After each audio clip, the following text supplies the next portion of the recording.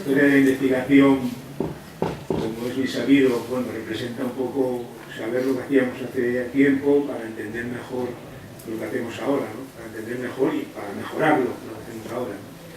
Este tema es un tema fundamental dentro del proyecto de relaciones internacionales de la arqueología española. Pues yo creo que hay pocos momentos más claves que el momento de la llegada de la nueva arqueología, ¿no? Porque hasta entonces lo que había eran más bien contactos individuales, personales, viajes particulares, ¿no?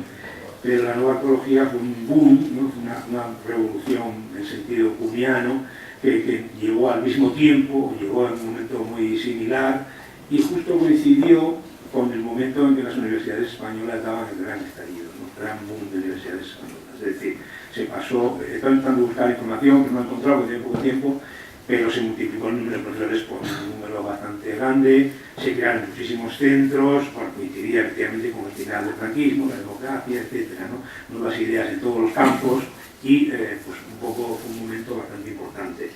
Eso se puede estudiar de varias maneras y lo que yo voy a hacer aquí en esta presentación un poco inicial es, encargada por el proyecto, ¿no? Es un poco la historia oficial de esa llegada, ¿no? Luego veremos la historia no oficial, o la historia más, que quizás sea más interesante, evidentemente. Es decir, yo me he basado para esta historia oficial en las publicaciones. Los textos que ha habido, fundamentalmente varias revistas, he analizado varias revistas de Madrid, bueno, no he tenido tiempo para analizar de provincias, lo haré en el futuro, antes de la publicación, y he analizado fundamentalmente con un TP, trabajo de prehistoria y algo también de archivos también de arqueología, que son las tres revistas, por otro lado, tienen la mejor puntuación, la mejor evaluación en las revistas científicas de arqueología española, ¿no? Es un fenómeno complejo, evidentemente, no se puede abarcar todo, se me han escapado muchas cosas, pido disculpas de antemano a los que no se ven representados, pero bueno, es una forma de empezar y no es, ni mucho menos se va a decir la última palabra, ¿no? En el año 75, José Alcina publicó un artículo muy interesante, se llama La arqueología antropológica en España, donde hacía una diagnosis de un poco la situación de la arqueología en ese momento en nuestro país, ¿no? Entonces veía cómo esa arqueología pues, seguía tres líneas fundamentales: el paleolítico, la protohistoria y la arqueología clásica, cada una de ellas influida, dominada, regida por paradigmas de tipo diferente. El paleolítico, la geología y la paleontología con predominio de los investigadores franceses, la protohistoria con particularismo cultural, historicismo, difusionismo, etc., y un poquito más de influencia también francesa, pero más influencia británica, y la arqueología clásica, evidentemente, continuaba influida fundamentalmente por el anticuarismo y la historia del arte, con un gran peso de los trabajos alemanes.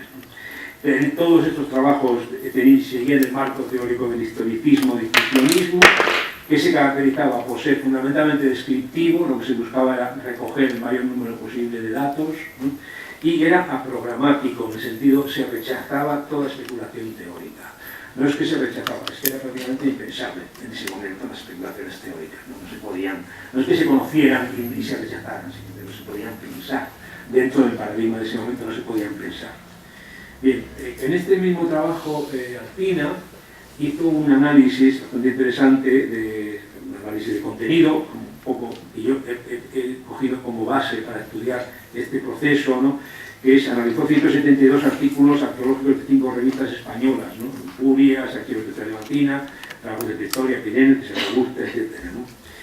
172 entre el 67 y el 71. Los clasificó y lo que se ve, evidentemente, un poco cuál era la situación en España previamente a la llegada de la arqueología, poco antes, hay un decalaje ahí, pero bueno, podría considerar representativo de lo que había antes de llegar, un predominio absoluto de los estudios descriptivos, que incluían excavaciones, museos, tipologías, tecnologías, etc., más de 3/4 partes. No llegaba al 12% análisis científicos, que ya habían empezado los análisis científicos, geología, geometría, radiocarbono, etc. Había síntesis históricas, que son estudios de conjunto, de regiones o de culturas, bases, ¿no? Y bueno, un 1,1 de interpretaciones antropológicas en aquellos artículos en que había un poco de paralelos etnográficos que se llamaban entonces, que existían antes ya también. Bueno, Evidentemente, esto es muy interesante para ver qué ocurría entonces. ¿Qué significa la nueva arqueología? ¿Cuáles son los principios de la nueva arqueología? Yo creo que cada cosa que leáis sobre esto vais a ver algo diferente. O sea, ahí no hay acuerdo sobre qué significa la nueva arqueología porque fue una cosa muy compleja, ¿no? Pero bueno, hay, como yo he visto, como 3 niveles de menor complejidad a mayor complejidad, de mayor aceptación a menor aceptación. Empezamos por un nivel metodológico, que era incrementar los métodos científicos, mayor presencia de la geometría, evidentemente la famosa interdisciplinaridad, equipos formados por gente de diferentes profesiones, la estadística ya existía antes, pero aquí lo que se va a pretender un poco con la nueva arqueología es la introducción de lo que podríamos llamar el razonamiento estadístico, más que aplicar un análisis o hacer una media o sacar la desviación típica, ¿no? Introducir el razonamiento estadístico en la profesión y en el razonamiento científico arqueológico. Luego, en el siguiente nivel sería una vuelta al evolucionismo. Entonces, la vuelta al evolucionismo lo que posibilita es algo muy importante, que es utilizar los datos antropológicos con bastante mayor seriedad, bastante mayor rigor, y el surgimiento de la arqueología. También existe pues, las relaciones del sistema cultural y los ecosistemas, ¿no? O sea, las adaptaciones humanas al ecosistema, y en el punto más alto de este nivel pues, estaría la teoría de sistemas, que sería una interpretación ya global, en fin, sujeta a procesos de simulación, etc. Y por último, digamos, el tercer escalón, el más alto, es un poco la parte teórica de la nueva arqueología, ¿no? La parte más complicada, y la parte más interesante también, la parte más novedosa, ¿no? En la cual se pretende hacer una teoría de alcance medio para interpretar los restos arqueológicos en un sentido antropológico de manera rigurosa, y luego en la forma de razonar en las argumentaciones arqueológicas, utilizando el método hipotético-deductivo, ¿no? Esto es muy sabido. La arqueometría, evidentemente, es una línea que surge, ya había surgido antes, pero aquí se refuerza, se multiplica, y ha llegado a ser una cosa absolutamente absorbente y total, ¿no? Realmente ha llenado el corazón de nuestra disciplina. El año pasado Christian se publicó un artículo hacia un nuevo paradigma, en 2014, ¿no? que viene a defender, bueno, que realmente va a ser el paradigma, ¿no? Vamos a estar todos de acuerdo, es decir, todos estamos de acuerdo en esperar lo indecible y lo maravilloso de los análisis genéticos, de los análisis microscópicos, de tal, hasta el punto de que, bueno, que casi unas críticas al artículo se decían que ya sentarnos a esperar, ¿no? Porque hoy día no podemos hacer nada, todo va a depender del laboratorio correspondiente que nos va a informar de las cosas que no sabemos, ¿no? En esto hay un problema, en primer lugar, que nosotros pasamos a un segundo plano como pensadores, como científicos, y en segundo lugar, que esto es cada vez más caro. O sea, que realmente van a ser muy pocos los que van a poder hacer una arqueología de este tipo ahora mismo, en el momento actual, ¿no? En la antropología es lo más interesante porque la arqueología atañe al mundo de la interpretación, evidentemente, y esto realmente yo creo que, aunque no se ha aceptado universalmente, sí se ha difundido bastante. Y bueno, pues es normal encontrar que los paleontologistas hablen de bandas, por ejemplo, ya no hablen de Magdalena superior, sino empiecen a hablar ya de bandas, de cazadores-recolectores, y empiecen a hacerse comparaciones con los bosquimanos, ¿no? Con los australianos aborígenes, etcétera, ¿no? Es una cosa también discutible, interesante, pero ya sí, muchas veces puede significar simplemente un cambio de terminología, ¿no? Empezar a hablar no de Bronce alumnos, sino de Big Men o de jefaturas jerárquicas tal, de cual tipo, lo que sea, ¿no? Realmente. Yo creo que eso es un asunto bastante interesante y yo creo que de las cosas mejores de la nueva arqueología, que tampoco lo ha inventado la nueva arqueología, pero la nueva arqueología lo sistematizó, ¿no? Y por último, el campo teórico, bueno, es la aparición de la teoría, entre comillas, ¿no? La teoría, entre comillas, no cualquier teoría, sino la teoría en el sentido de discutir sobre los modelos generales aplicables al estudio de la cultura humana. No existe un único modelo, existen varios modelos. No existe infinidad de modelos, infinitos modelos, cada uno con el suyo, no. Existen unos cuantos modelos, ¿no? y aparecerán más en el futuro, realmente. Dentro de la nueva arqueología, el modelo que defendían, como bien sabido, es la famosa unidad del método científico. Todas las ciencias tienen el mismo método, no hay por qué tener un método distinto en ciencias sociales humanas que en ciencias fisioquímicas. ¿Por qué? ¿No? Vamos a ser inferiores, existe ese sistema y hay que adaptarse a ese método, ¿no? Se buscan leyes generales de comportamiento humano, que más bien habría que interpretar como tendencias estadísticas, Y bueno, aquí tenemos un poco una de las más famosas o de las que más éxito han tenido, la Vía de Binford, en el año 80, ya una época avanzada del Binford, es la relación inversa entre la dependencia del almacenamiento en grupos humanos y la temperatura efectiva, ¿no? A mayor temperatura, menos almacenamiento; a menor temperatura, más almacenamiento. Entonces, esto se justifica con datos etnográficos y se aplica fundamentalmente a grupos paleolíticos, mesolíticos, de comienzo del neolítico y demás. Puede parecer una ley demasiado general, pero bueno, mejor es que nada, realmente. Yo creo que muchas de estas leyes que se crearon en este momento siguen funcionando, funcionan bastante bien, pero yo creo que ya solamente una pequeña parte de la arqueología actualmente siguen estos principios de considerar a la arqueología como una ciencia natural, ¿no? Exclusivamente natural. Quizás con los grupos de estudios de paleoantropología, las genéticas de paleoantropología, o los grupos, las escuelas neodarwinistas. Hay unas escuelas neodarwinistas, como en Sevilla tenemos, en España tenemos el grupo de Sevilla de Sacena, ¿no? O en Valencia, o en Bernabéu, etc. O hay grupos en universidades americanas, ¿no? De aplicar la teoría de la evolución darwinista a la evolución cultural. Yo creo que desde el punto de vista teórico es perfectamente respetable y me parece interesante. Incluso me parece interesante por su rigor teórico, ¿no? Aunque a lo mejor no estoy de acuerdo que esa sea la explicación única, ni siquiera la mejor, ¿no? Cuando ocurre con la nueva arqueología, se plasman una serie de publicaciones, y el año crucial, es curioso, coincide con otro año crucial en muchos otros aspectos, ¿no?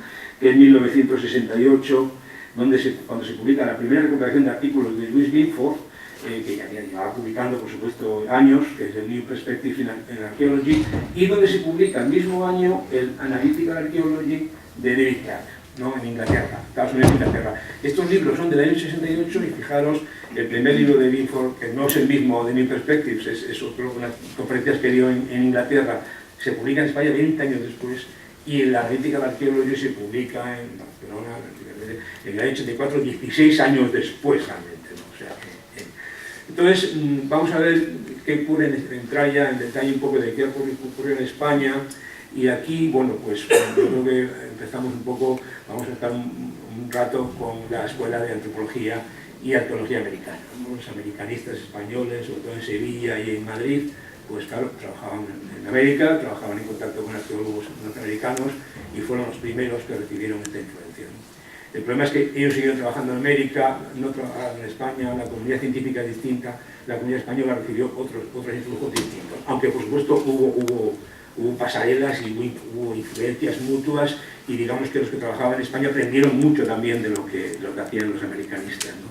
Los americanistas siempre citan el nombre de este antropólogo, ¿no? De Claudio Esteban Fabregat, que aún vive en Barcelona, que estuvo exilado en México, que trabajó con muchos investigadores, conoció a muchas figuras antropológicas de Estados Unidos, volvió a España desde Barcelona, creó la revista Étnica, influyó en las escuelas de Sevilla y de Madrid, y dio un curso en el año 68 en el Museo Nacional de Etnología, que duró un año entero, a que asistieron gente en un momento que estaban empezando, y, digamos, según información que recibí a partir de Miguel Rivera, concretamente, ¿no? Personal, tuvo una influencia bastante decisiva, ¿no?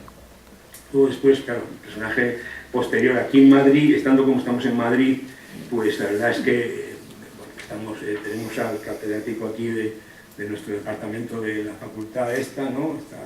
Murió hace 14 años, José Alcina Frank, que estuvo en Sevilla, estuvo en la Complutense, y publicó ya los primeros artículos, aparte del informe que antes citamos, artículos sobre arqueología y antropología ya a partir de 1975, aunque no publicó un libro hasta el año 89, pero bueno, es muy influyente en este campo, ¿no? Y en este campo, dentro del Departamento de Antropología Americana, tenemos el fenómeno de la traducción de textos, ¿no? Yo creo que es realmente muy importante. Entonces Miguel Rivera, que entonces estaba en el departamento, tradujo, entre otros, muchos libros, por cierto, pero bueno, estos son los más significativos de la nueva arqueología: el Explanation in Archaeology, que de Leland y Woodson, que lo tradujo 3 años después de haber salido de Estados Unidos, ¿no? O el Thinking Archaeology de Chang, que lo tradujo 7 o 8 años después, un poco más tarde, ¿no? Los dos se tradujeron en la Alianza Editorial y, bueno, pues tuvieron una difusión bastante grande, ¿no? Realmente, por ejemplo, en mi caso, la lectura de estos libros fue muy importante. En otros casos, a lo mejor no los conocieron o lo que sea, ¿no? En este mismo departamento se creó una revista un poco similar, ¿no? Cuadernos de Antropología Social y Etnología, donde también Miguel Rivera tradujo artículos básicos de Linford, de Trigger, de Klein, Fritz, Bloch, Chan, Yuma White, en fin, no sé de ellos más, que, bueno, que eran, bueno, que se difundió poco la revista. Mucha gente de esa época te habla de que conocieron las cosas y leyeron esos artículos fotocopiados, etc., o sea, que se transmitieron, estamos hablando del año 72, 74, realmente muy pronto, muy pronto.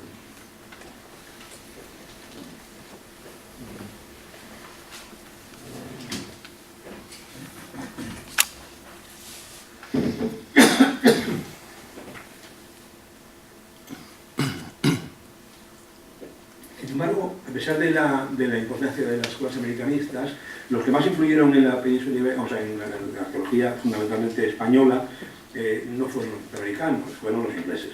¿Por qué? Porque está más cerca y porque era una nueva arqueología, digamos, un poco más descafeinada, ¿no? Un poco menos comprometida teóricamente, más metodológica, etc., ¿no? Realmente aquí intentó llegar un poco, bueno, cuando se publicó el famoso libro de la teoría espacial de Orton, de Hodder y Orton, o el comienzo del análisis de Monte Carmelo, que comienza la escuela del Site Catchment Analysis, o análisis de territorio de explotación, etcétera, que se llama también la Escuela Paleoeconómica de Cambridge, etcétera, ¿no? Y todo esto rápidamente cristalizó, aunque desde el punto de vista, porque yo creo que era más adaptable o más aceptable por el ambiente hispano en los congresos de Teruel, que son los congresos de Teruel, son, digamos, yo diría, el primer fenómeno de masas de la nueva arqueología en España, ¿no? Empiezan en el 84, organizados por Francisco Grillo, y bueno, con 28 volúmenes que llegan hasta 2010, la metodología ha ido cambiando, las teorías también, ¿no? Pero lo fundamental fue que esos congresos se celebraron en el año 84 y se publicaron en el año 84. Realmente se publicaron incluso antes del congreso, que tuvieron una difusión muy grande y no hubo que esperar a editoriales que los publicaran después, a cabo de un tiempo, etc., ¿no? En el congreso, yo he hecho un análisis así por encima de los trabajos del primero del 84, en el que participamos Gonzalo y yo con un par de artículos, nosotros Zapatero, y vemos, por ejemplo, la importancia de Barcelona, la importancia de Madrid y la importancia del Colegio Universitario de Jaén, ¿no? En ese momento. Ahí, sobre todo en este congreso, lo que se hace son artículos de distribución espacial de yacimientos, un poco siguiendo el modelo de los settlement patterns, de los patrones de asentamiento norteamericanos, un poco anterior, ¿no?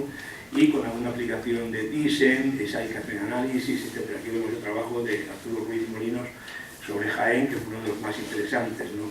En ese congreso, los únicos que yo, vamos, según tengo yo deducido del análisis de los libros, los únicos trabajos de Site Catchment, de análisis territoriales, fueron los que presentamos Gonzalo Zapatero y yo. Que habíamos presentado ya un artículo sobre Site Catchment en el año 83 en el Congreso Nacional de Arqueología de Logroño, que no se publicó hasta el año 85. Bueno, más o menos por esa época todos empezábamos por un estilo, ¿no? Luego en el 86 se repitió el congreso, en este caso hay 5 trabajos más, 66, con también una distribución bastante homogénea, con predominio en este caso de Barcelona, y después sustitución de Jaén por Granada. Esa cosa tenía que estudiar por qué se sustituyó, ¿no? Bueno, pues había que entrar en detalle, ¿no? Pero hasta ahora no he tenido tiempo tampoco, ¿no? Pero bueno, en este caso la mayor parte de la distribución de artefactos en yacimientos, con algunas aplicaciones estadísticas, pocas todavía. La estadística entra en la arqueología española de una manera lenta y, en fin, bastante renqueante, ¿no? Hasta hoy mismo. Pero bueno.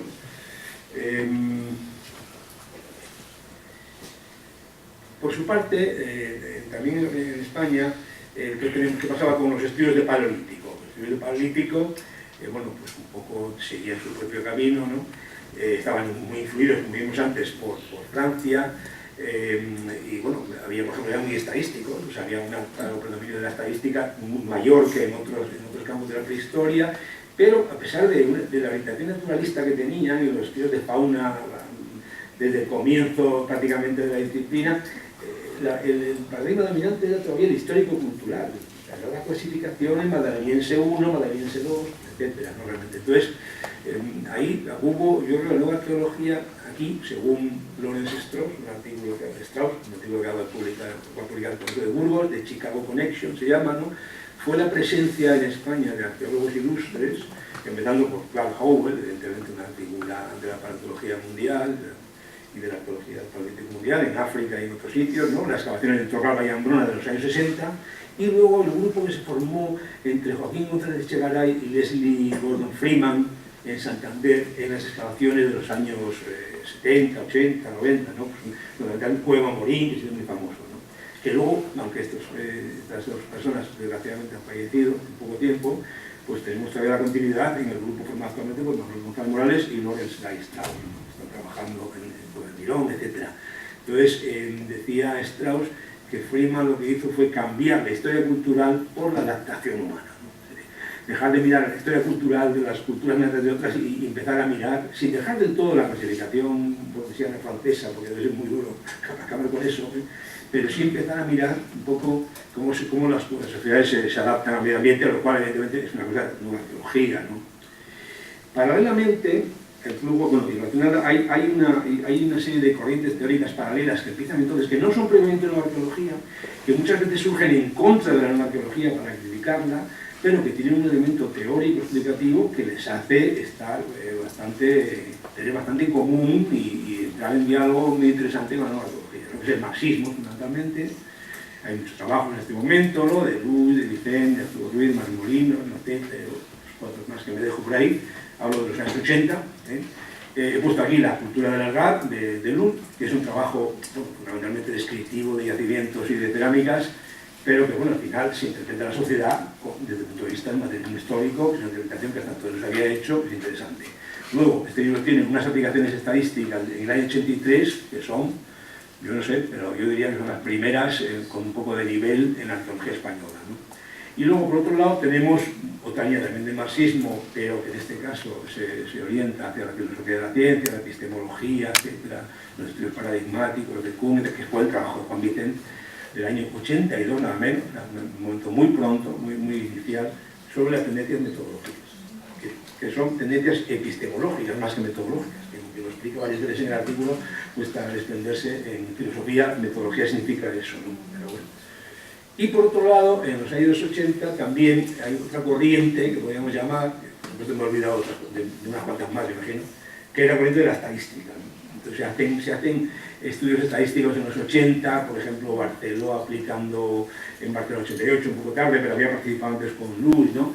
Los análisis factoriales, las estelas muy interesantes, los análisis de clústeres, o sea, de clasificación que hace Paco Contreras con Esquivel en Granada, los diseños de seriación de fondos de cabaña o de simulación por ordenador de prospección, etc. Y otros cuantos más que se me olvidan, que cristalizan al final de la década en el Congreso primero de aplicaciones informáticas en arqueología que se celebra aquí en este mismo salón de actos y que se publicó en el año 91. Pero bueno. Bien, todo esto fue llegando, o sea, fue avanzando y ya mi trabajo termina, digamos, ahora mismo ya con un análisis de las publicaciones que hubo después, para ver si realmente, en qué sentido, cómo cambió la forma de publicar arqueología en España, ¿no? Entonces, esto es un análisis que vemos aquí de la lista con Pluton entre el 93 y el 97. Empecé por Pluton, la que tenía más cerca, ¿no? Más próxima y más fácil de analizar. Bueno, estamos ya, ha pasado los 70, ahora estamos en la década del 90, ¿no? Intenté hacer una clasificación de tipos de artículos que fuera simple, que fuera fácil de hacer y que continuara de cierta manera la iniciada por Alcina 25 años antes, ¿no? Para que sirviera también de comparación. Entonces, distinguí entre estudios descriptivos y tipológicos, ¿no? Cuando se analiza un yacimiento, una pieza, un grupo de piezas, cuando se analiza una tipología, una tecnología lítica, descriptivos, generalmente descriptivos, en los cuales la aplicación de la estadística habría sido fundamental, pero que casi nadie aplica la estadística. No porque sea más nueva arqueología ni menos nueva arqueología, sino porque se ayudaría mucho en la tipología, pero no lo hace en general. Luego, análisis científicos, Carvalho 14, en fin, todo tipo de cosas de la geometría, geología, fauna, etc. Estudios regionales, los estudios regionales, ¿qué son? Pues yo creo que se corresponden con las interpretaciones históricas que había planteado Alcina en los 70, y son pues cuando uno estudia pues, una región, un valle, una cultura, una fase, ¿no? Una distribución espacial de yacimientos, o de dolmen, lo que sea. Esos estudios regionales son la continuación de los trabajos de Teruel. Yo creo que continúa, aunque había antes, yo creo que los trabajos de Teruel son los que propician que estos estudios regionales estén presentes en todas las revistas durante todos estos años, enfrentados de alguna manera a los estudios tipológicos estos que pongo delante, ¿no? Bien, luego ya aparecen algunos estudios de arqueología, siempre muy poco. En la arqueología he metido la arqueología experimental, porque si no sería otra clasificación más y hay tan pocos elementos que se pueden unir. Estudios de patrimonio, que empiezan entonces, siempre en un nivel numérico relativamente pequeño, y luego la historia y la sociología de la investigación, que tanto no se había hecho, evidentemente, y otro tipo que es la teoría que aparece en los artículos teóricos, ¿no? Donde he metido cosas, por ejemplo, de la arqueología de género, arqueología de la infancia, no solo con trabajos de filosofía, también con trabajos, digamos, de aplicación de nuevos enfoques, etc., ¿no? Bien, pues si comparamos el análisis del cine de los años 70 al análisis de Complutum en los años 90, pues la diferencia es clara, evidentemente, ¿no? Los estudios descriptivos siguen siendo muy abundantes todavía, pero ya están igualados con los científicos y un poquito por encima nada más de los estudios regionales, etc., ¿no? Y aparecen ya historia y sociología de investigación, patrimonio, historia de investigación, teoría. Empezamos ya a entrar en el momento de los 90 ya, 80, 90, en el campo del postprocesualismo, ¿vale? Complutum tiene una tendencia que no es distinta en trabajos de prehistoria. En trabajos de prehistoria en los años 90 vemos aquí una distribución muy parecida. Tiene un mayor predominio de trabajos descriptivos, con respecto a Complutum, una tendencia que se mantendrá después, pero sin embargo aparecen, por ejemplo, en estos años hay 12 trabajos de teoría, ¿no? En 90, mientras que en Complutum no hay ninguno. O sea, los primeros trabajos de teoría aparecen en TP antes que en Complutum. La razón no la sé.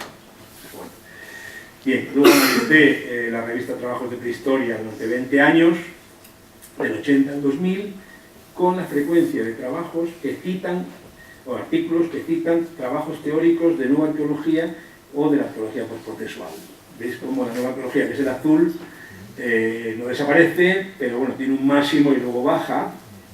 Hay incluso un año, el año 87, donde hay 5 trabajos. Se publican en TP en aquella época 12, 13 artículos, bueno, pues 5 trabajos es un porcentaje alto, ¿no? Y como a partir del año 87 empiezan a aparecer las citas a trabajos postprocesuales, ¿no? Es curioso porque en el año 86, en diciembre del 86, estuvo invitado por nuestro departamento Ian Hodder aquí en esta facultad, ¿no? Y nos dio aquí un curso, no sé si alguno de vosotros estuvisteis, ¿no? Un curso de una semana, ¿no? Con su maravilloso inglés de clase alta que se entendía al 100%, ¿no? Y que Maribel se acuerda perfectamente, ¿no? Y bueno, pasó ya casi 30 años. Eso yo creo que tuvo una cierta influencia, por lo menos en los que estábamos aquí, pero es que luego salieron un par de artículos en TP y luego después, al año siguiente, se tradujo Reading the Past, ¿no? Digamos, su libro programático, ¿no? Entonces, seguramente el hecho de que hasta el 87 no haya nada y en el 87 empieza a haber, tiene algo que ver con esto, ¿no? Pero bueno. Bien, también he estudiado la aplicación de los métodos estadísticos y aquí veis es en las 2 revistas, en TP y en Complutum, del 80 al 2000, y bueno, vemos que como máximo hay 3 artículos, 2, 1, ¿no? En una muestra de 12, 13, la verdad es que la estadística siempre está hay aquí un máximo en Complutum, pero es el primer número de Complutum, que son las actas del Congreso, primer Congreso Español de Informática, que realmente no tiene, es una muestra no representativa, ¿no? Pero bueno, bien. Luego después he seguido analizando en la revista Complutum, en este caso, para ver la continuación del fenómeno anterior, y vemos trabajos que citan nueva arqueología y trabajos que citan postprocesualismo, ¿no? O que aplican método estadístico. Vemos cómo la nueva arqueología se mantiene, con 4 artículos de máximo, pero ya aparecen los trabajos de postprocesualismo pues en 2002 o 2004. Bueno, hay uno, por ejemplo, en 2006 son 8, incluye también que se empiezan a publicar en Complutum, como veremos enseguida, monográficos, ¿no? Al publicarse monográficos, pues claro, aumenta mucho el número de trabajos que escriben a esa tendencia, ¿no? A finales de los 90, una tesis dirigida por Gonzalo Zapatero, de Juan Carlos García Santos, analizó también en la línea que voy a decir yo, 6 congresos españoles de teoría y metodología, pues los congresos de Soria, 2 de Teruel, 2 de Barcelona, uno que no me acuerdo dónde, de Valencia, creo, no recuerdo, ¿no? Y ahí se ve un poco se ve un poco, pues es interesante, con más detalle que el trabajo mío, se ve como la influencia anglosajona, que es la última fila, es la mayor, como sobre todo actúan pues, en los terrenos de la interdisciplinaridad, o sea, de los artículos de trabajos científicos, de la arqueología teórica, de la arqueología económica, arqueología social, y fijaros que las siguientes citas teóricas en estos congresos, que fueron muy importantes en los años 80, que no los he analizado yo, me he limitado a las revistas, como la influencia siguiente la española, es decir, influencias francesas, influencias alemanas, no hay prácticamente, ¿no? Realmente es una cosa curiosa como desde el punto de vista teórico la arqueología española en estos 30 años es como si la arqueología europea continental no hubiera existido, ¿no? Es una cosa bastante interesante, pero bueno. Y luego he hecho ahora un poco yéndome mucho más lejos de la nueva arqueología, cómo evolucionaron, ya que empecé a mirarme revistas y a ir contabilizando, cómo cambiaron los temas en trabajos de prehistoria y en Complutum. Eran un poco las que tenía también más a mano, ¿no? También son las mejor evaluadas, etc. Vemos estos trabajos de prehistoria y estos Complutum, ¿no? Es un poco una cierta diferencia entre uno y otro. En trabajos de prehistoria un poco se ve una orientación grande a trabajos descriptivos, con trabajos científicos de menor tamaño, regionales, poca en arqueología, poco patrimonio, historiografía y teoría, aunque empiezan en los 90 bien, pero luego disminuyen en 2000 y en los 2008, 2014, ¿no? Realmente, mientras que Complutum mantiene efectivamente la importancia de trabajos descriptivos, pero que están equiparables a los científicos y a los regionales, y luego tenemos un aumento, pues que yo diría dramático, ¿no? Pues en los ingleses, de historiografía y sociología de la ciencia y de teoría. Hasta llegar pues, a un máximo en 2008-2014, en los últimos 6 años, que curiosamente yo fui director de la revista 3 años, una influencia pudo haber tenido, lo siento, ¿no? Confieso aquí mi pecado, pero que es el tipo de trabajo que más abunda, ¿no? Bueno, esto no quiere decir que los trabajos teóricos y de historiografía y sociología se mandaran a Complutum y no se mandaran a TP, ¿no? Es simplemente que en Complutum nosotros los pedíamos, nosotros teníamos desde Complutum desde hace años decidió sacar una parte monográfica en cada volumen y luego después un segundo volumen anual todos los años dedicado a un tema concreto monográfico, y entonces en esos temas monográficos pues ha habido pues apología del género, apología de infancia, teoría, apología simétrica, historiografía, impacto social de la arqueología, en fin, hemos sacado temas raros dentro de lo que es la tradición historiográfica arqueológica española. Entonces tampoco Complutum publicó Trabajos de Prehistoria publicó dos monográficos, uno dedicado a la arqueometría y otro a la arqueología y turismo, pero luego, pues no sé por qué, no se decidió por ese camino, seguramente por la abundancia de artículos que llegan mucho más que a Complutum, ¿no? Entonces nosotros, el haber optado por esa política, pues un poco es lo que explica que hayamos tenido esta influencia teórica, pero cuidado, esa influencia teórica no es casualidad, no es que la hayamos provocado nosotros con nuestras llamadas telefónicas o correos electrónicos pidiendo artículos del tema, porque, fijaros, el número de monografías de teoría arqueológica que se han publicado en España en los últimos 10-15 años, y no están todos más complejos. Tantos trabajos de Hernando, de Criado, el mío de arqueología crítica, el de Luy, en fin, y otros más que no he dejado, que no he puesto. Por ejemplo, todos los trabajos de teoría feminista, que hay muchos, hablo de monografías, no de artículos, trabajos de teoría feminista no los he puesto, porque es que ya necesitan varias diapositivas para poner trabajos teóricos. Es que si uno compara por ejemplo, los trabajos teóricos de arqueología que se publican en Francia, o sea, en el mundo anglosajón evidentemente no los podemos comparar, el mundo anglosajón es superior, ¿no? Pero Francia y Alemania, por ejemplo, pues no, es que los trabajos de arqueología, mira el otro día el libro famoso de Ramón Olivier, ¿no? El sombrío abismo del tiempo, ¿no? Y mira las citas que tiene de trabajos teóricos, supone que cita trabajos teóricos franceses, ¿no? Que prácticamente ninguno, de Gardin es muy viejo ya, ¿no? El de Alain Gallet también se ha quedado viejo, realmente es una cosa curiosa que en un país como el país de la teoría, ¿no? El país de Lyotard, de Baudrillard, de los que han un poco iniciado todo el camino de la teoría, lo que se llama teoría entre comillas, ¿no? Los arqueólogos, sin embargo, no se han entendido. Entonces yo lo que pienso es que esta eclosión, esta cosa, de alguna manera se debe a la nueva arqueología. Es un poco una de las conclusiones que hago. La nueva arqueología fracasó, por así decir, pero dejó la semilla para luego un montón de discusiones posteriores, etc. La última comparación que hago es estaba mirando los últimos 5 años de Archivo Español de Arqueología. Entonces, una revista muy bien evaluada, de las mejores de España, evidentemente, de arqueología clásica, que publica arqueología medieval en los últimos años ya, poco, pero tiene eso. Y bueno, y me he quedado realmente sorprendido, ¿no? Porque es que prácticamente pues casi un 90% de los artículos son artículos descriptivos, ¿no? Puede ser una inscripción del PIB, o una estatua, o un capitel, o un pequeño yacimiento, una cosa. O sea, no hay estudios regionales, he contabilizado solamente 6, ¿no? De historia de la investigación, que yo creo que es tan importante, la arqueología clásica como la prehistoria, ¿por qué no? He contabilizado 1. De teoría no he contabilizado ninguno y he contabilizado 5 de algo que, bueno, se me ha ocurrido abrir una nueva casilla, que sería estudios urbanos, porque, bueno, pues estudios de urbanismo romano, de urbanismo medieval y tal, que encuentro un poquito más amplios que simplemente estudiar una casa o una tipología cerámica, ¿no? Entonces, yo creo que esto es un poco, llevarnos un poco a preguntarnos hasta qué punto la nueva arqueología y la teoría del mundo anglosajón en España solamente afecta a la prehistoria. No sé si es la verdad, porque no he visto otra revista, ¿no? Me pregunto si alguno de vosotros tiene... Y para terminar, yo unas conclusiones apresuradas y provisionales, que serían: la nueva arqueología llegó tarde a España. No podía haber llegado antes porque en España no había un campo receptor. El campo receptor se creó con la eclosión de profesores y de investigadores en los 80, cuando la nueva arqueología tenía ya 20 años.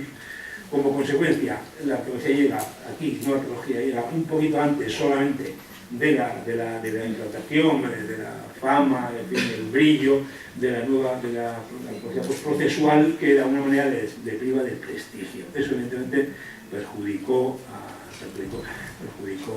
la implantación de la arqueología, ¿no? Pero a pesar de los temores, pensábamos, por ejemplo, un artículo que escribió Teresa Gonzalo y alguien más en TP después de la llegada de Joder aquí, como diciendo, es que ha venido demasiado pronto, ¿no? También, o sea, o los otros llegaron tarde y este llegó pronto, o sea, entonces realmente no ha dejado tiempo a la nueva arqueología para implantarse. Pues yo creo que no, porque realmente el proceso de tecnificación de la arqueología española, con la geometría, los métodos de análisis espacial, la estadística y demás, todo lo que es el progreso tecnológico, metodológico que ha tenido la arqueología española, surge de la arqueología y se ha desarrollado, yo creo que un éxito considerable. Siempre con nuestra escasez de medios, por supuesto, ¿no? Luego, efectivamente, la teoría evolucionista y positivista, naturalista de la nueva arqueología, pues tuvo escaso eco en España, ¿no? En general en toda Europa, ¿vale? Pero yo creo que, como dije antes, abrió la puerta a la discusión en el plano teórico. Nosotros no nos hubiéramos puesto a discutir en el plano teórico si no hubiéramos tenido ese acicate, ¿no? Su intento de crear una teoría del todo, ¿no? Como el título de la película de Stephen Hawking, ¿no? Una teoría que explique todo, que no existe ni siquiera física, pero bueno, ellos querían crearlo en las ciencias humanas, ¿no? Seguramente fracasó, no fue aceptado, pero al poner en cuestión el viejo modelo único que existía, nos permitió pensar muchos otros modelos, ¿no? Muchos modelos distintos que no han terminado todavía de aparecer, todos, es decir, seguirán apareciendo, evidentemente, porque la realidad humana es multipatética y nuestra interpretación va a seguir siendo, ¿no? Y entonces, entre esos modelos también el propio modelo de cómo se forma un modelo, ¿no? De qué manera nosotros formamos un modelo interpretativo, pensamos y hablamos con una terminología de ese modelo, el que sea, ¿no? Y eso es todo. Muchas gracias.